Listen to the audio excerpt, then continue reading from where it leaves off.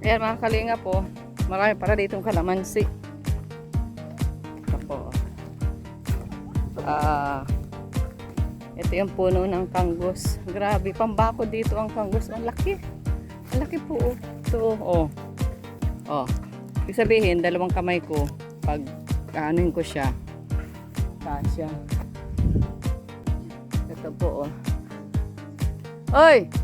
Sabi ni Kuya Bal, mag-scout kayo. Hindi magkuha ng kalamansi. Shout out. Sino may-ari nito, Kalingap Lydia? Sa Poco po. Matagal na siguro ito nakatanim Kalamansi nila ay 9 years na po ito. Ito daw po ay after 10 years ay papalitan na. Ganun ba?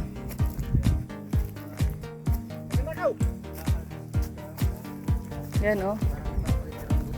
Ganda oh. Rambutan, mayroon sila dyan sa...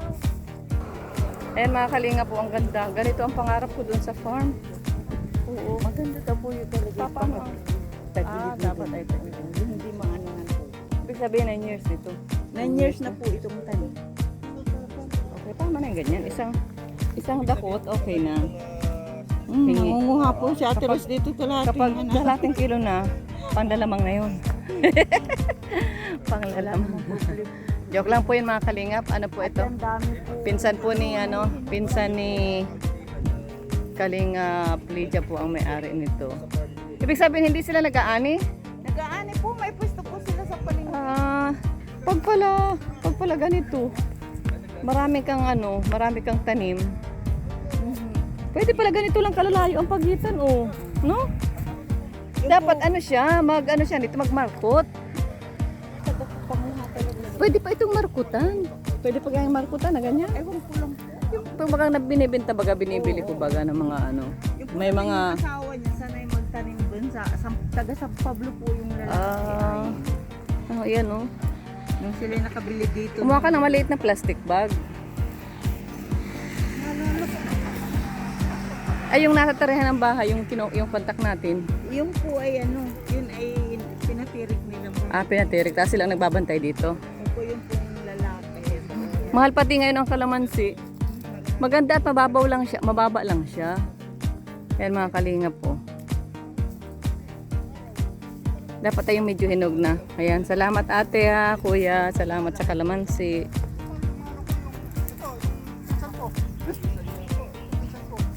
Ayan o. Ano po benefits po ng kalamansi? Hindi benefits po yung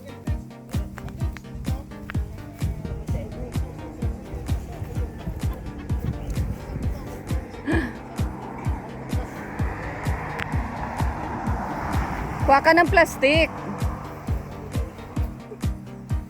hindi tinatangkilik po kayo ng inyong mga yung mga bigamit sa kalamansi. Ayan o.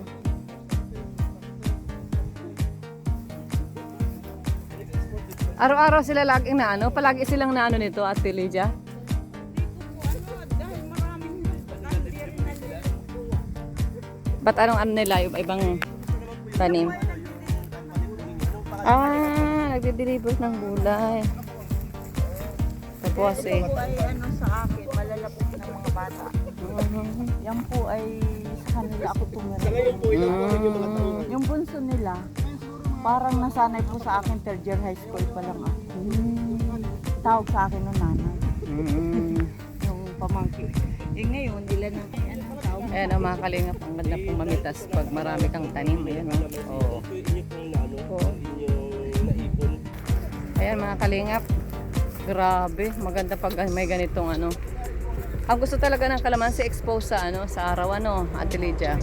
Ayan o, ito mababa. Kasi pagka, halimbawa, ngayon ay mamumuti sila, kaninang umaga ay umulan, hindi na po nila, kasi ito daw po ay pag naputi ng naulanan, nangingitim. Hindi na siya nagtatagal.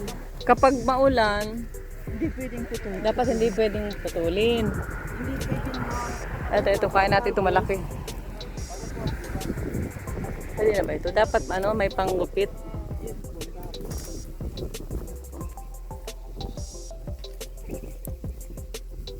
Matagal Matagal rin palang mag-ani nito ano. Halimbawa gusto mo. Halimbawa 100 ang i-ano mo.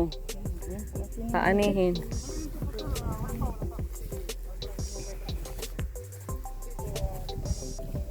Pag ganitong edad na ng kalamansi, hindi na ini-spray ano. Kasi matanda na. Nasa taas yung ano. Next year na yata papalitan na nila patatas. Ay sayang. Tapos ano itatanim nila? Kalamansi ulit. Eh, dapat siguro habang mayroon pa, matanim na naman sila dito sa katabi.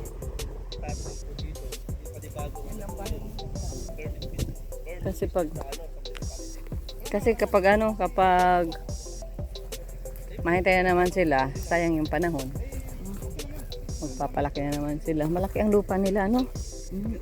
Yan po ay yung ito pong kalsada na ito kaya ito po ay nangati. Nahati. Ibig sabihin sa kanila pa ito. Pero Ay, ang laki ng nakuha. binayaran daw po sila dyan. Ang laki na nakuha sa kanila, ano? Malaki daw po pati ang, malaki din daw po ang bayad sa kanila. Oo. Dati po kasi ito ay gubat. Pwede. Tapos inano lang yan, binuldos lang yan, kaya napatag yung ano, dinaanan ng... Yun, nadaanan ng ano. Lahat ng nadaanan ng kalsada. Pero ano yan? Ay, ang laki ate. Ayan paano mo yan Ito po ay, ito kasi po mga pinsan ko. Nung ako ay nasa Taiwan, Ayan. na-recommenda ko po silang magtrabaho sa Mexico. Yung may-ari nito, yung babae, yung po sige, ang unang nakaalis. Ibig sabihin naka-abroad. Tapos dalaga pa siya noon. Mm-mm. Yung kanya namang amo ay sabi kayo, dali mo na lang yung boyfriend mo dito. Mm-mm. Sila rin nag-sponsor hanggang sa sila ay sila lang po, kailan lang po sila umuwi. At gano'n nga. Gano'n naman. Mga nag-abroad pag pagka Ito yung kanilang napunta. pag malaki na, pag umuwi din dito sa Pinas, dito rin sila Tapos yung nanay For- at for tatay good. nga po nila may pwesto sa palengke. Sila nang nag-manage dahil matatanda na din. Ayun, nag-uwi sila. Kaya, yun. Tapos, nung siya nasa Mexico, hindi lang yung boyfriend niya nakuha. Ayan Nakuha pati mga kapatid. Oo. Pero nagbalikan na sila lahat. Tingnan. Matigas ang sanga. Nagbalikan na silang lahat. At Ayan mga kalingap, nakakatuwa po mag-ani. Ng kalamansi. naano ka kung saan mo parang Dami parang ikaw ay hindi mo alam kung alin yung uunahin mong dampot. Marami ay. Ayan Ayan na ito. Ito, malaki Naninilaw na po. Ayan malaki Ayan ito. Sila, Ate Christy, Permisilo daw po, nagpunta rin dito. Nung umuwi dito. Hindi ko alam. Saka kasama po nila ay pumunta sa Kasi Aljos. Dinalaw yan? Yung may Hindi. sakit.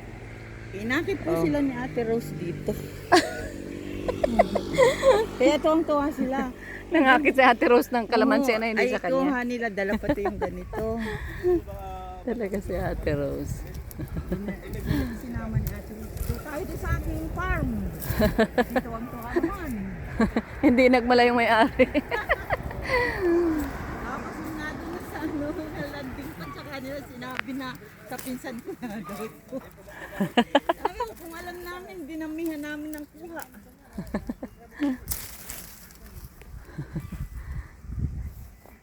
Pero masaya naman po sa ginagawa. Masaya.